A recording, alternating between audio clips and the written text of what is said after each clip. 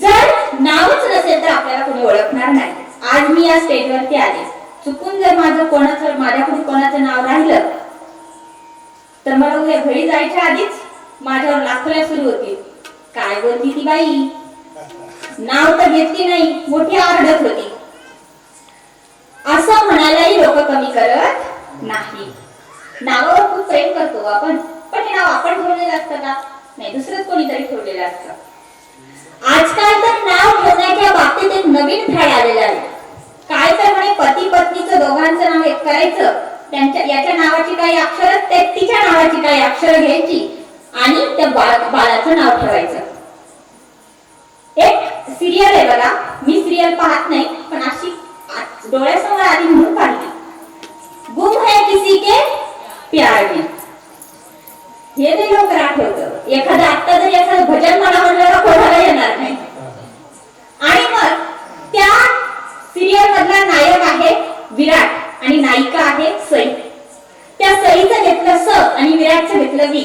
त्या मुलीचं नाव ठेवलं सवी. या नावाला काही अर्थ आहे का?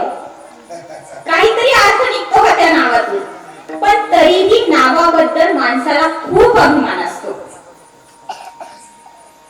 मला सांगा, भारतीय परंपरेमध्ये नाव घेण्याची म्हणजे स्त्रीनं पुरुषाचं नाव घेण्याची एक प्रथा रूढ झालेली आहे. कशात घेतात नाव? उखाण्यामध्ये. आमच्या इथे बदनापूरला एक कार्यक्रम झाला हळदी कुंकवाचा. तुम्ही कधीच पाहिला नव्हता.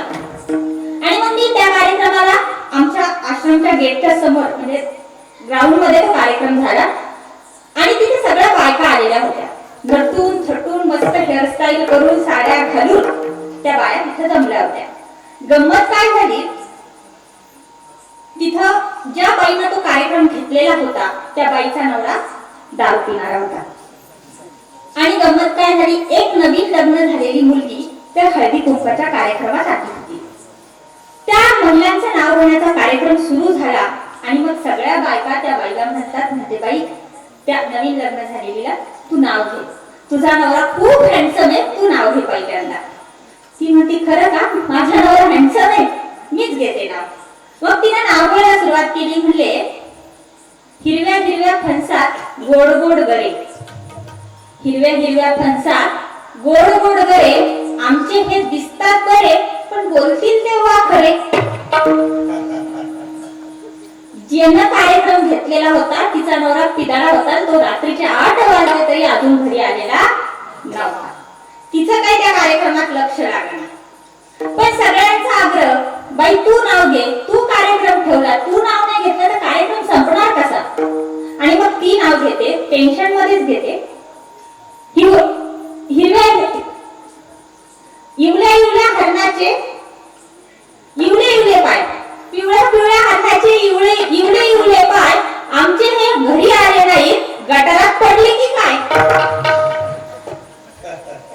अरे बाबांनो, ज्या परमेश्वराने आपल्याला एवढा जन्म फुकट दिला त्या परमेश्वराचं आम्ही कधी नाव घेत नाही. परंतु जो नवरा आम्हाला दिवस रात्र डोंगे मारतो त्याचं नाव आम्ही उखाण्यात किती थाटात घेतो. गोपाला गोपाला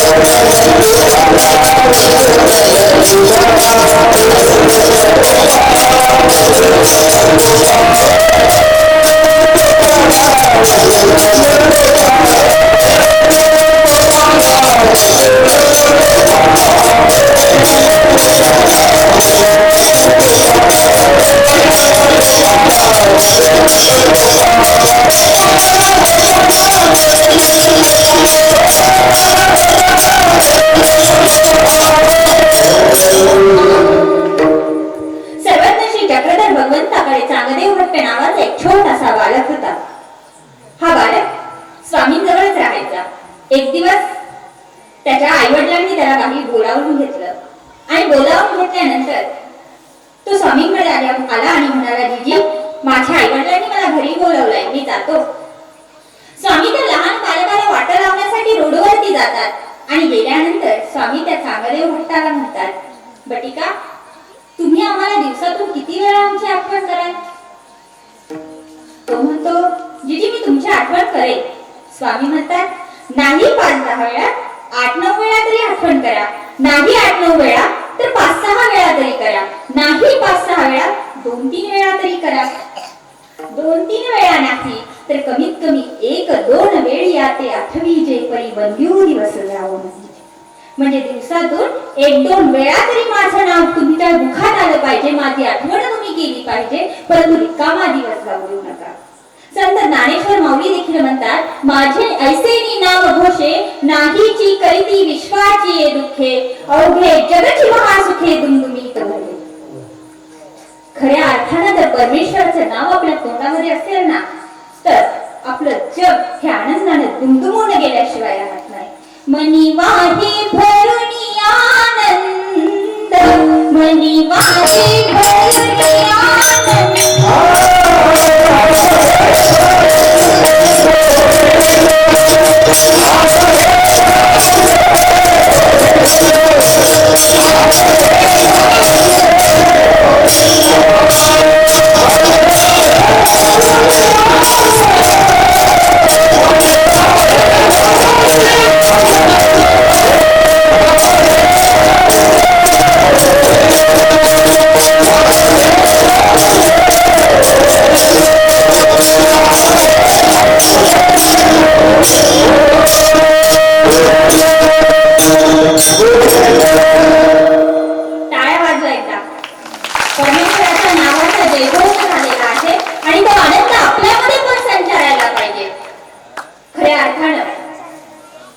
आम्हाला भगवंताचं नाव आमच्या तोंडात येतच नाही.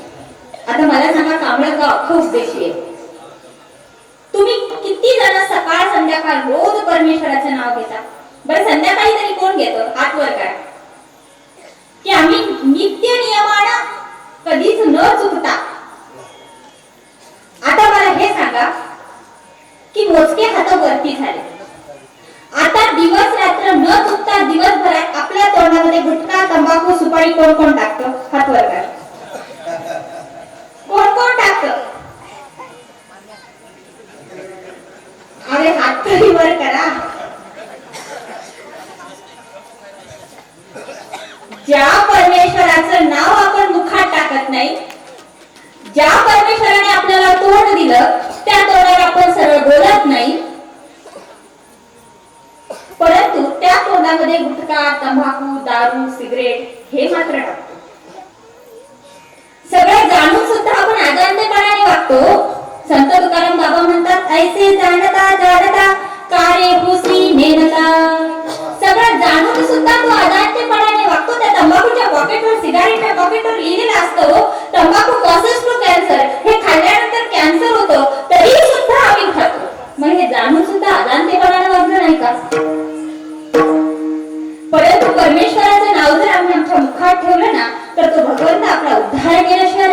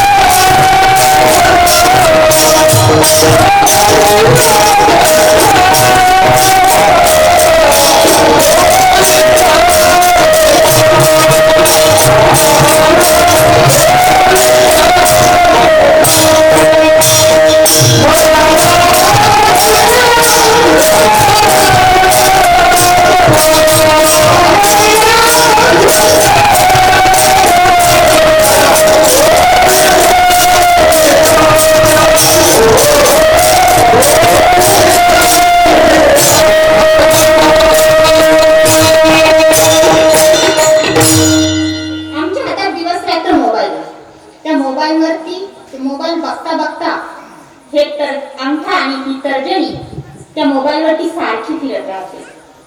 दिवस कधी जातो, रात्र कधी जाते आम्हाला कळत नाही हो. आणि काय होतं याच्यामुळं आपलं आयुष्य, पहिले काय म्हणायचे, आयुष्य खातो काळ सावधान, आता आयुष्य खातो मोबाईल सावधान अशी म्हणायची वेळ आली आहे. पण मला वाटतं की एवढ्या स्पीडनं